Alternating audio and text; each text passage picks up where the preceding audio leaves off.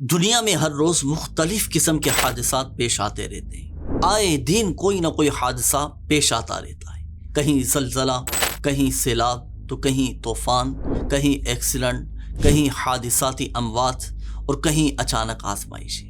ناظرین، یہ سب ہمیں یاد دلاتی ہیں کہ زندگی ناپائیدار ہے اور انسان کس قدر بے بس ہے، اور انہی حادثات میں سے ایک نہایت ہولناک قسم کی آزمائش آگ بھی ہے۔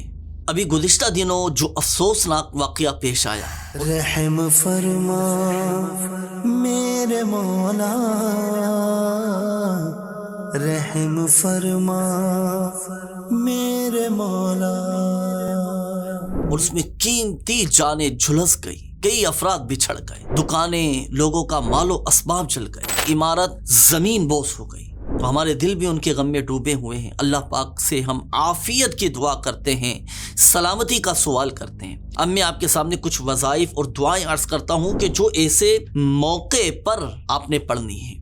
اللہ نہ کرے، اللہ نہ کرے، اللہ نہ کرے کہیں زلزلہ آ جائے، کہیں طوفان آ جائے، کہیں حادثات ہو جائیں، اللہ نہ کرے کہیں آگ لگ جائے، تو سب سے پہلے احتیاطی تدابیر بھی اختیار کی جائیں اور فوراً اذانوں کا سلسلہ شروع کر دیجیے، اذانیں دیجیے۔ اللہ اکبر، اللہ اکبر۔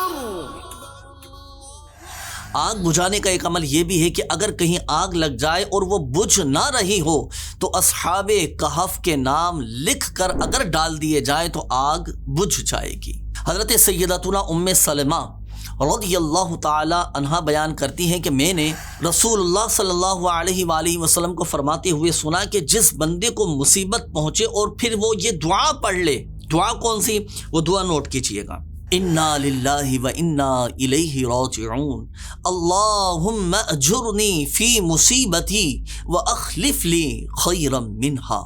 یہ دعا پڑھ لیں۔ اس دعا کی خصوصیت کیا ہے؟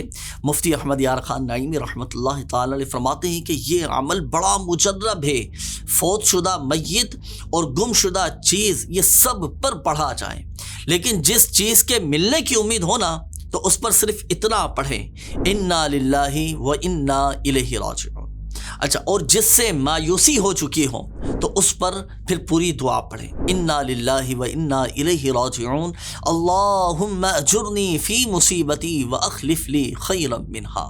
یہ مکمل پھر دعا پڑھیں، مگر ضروری یہ ہے کہ ناظرین زبان پر الفاظ ہوں اور پھر دل میں صبر بھی ہو۔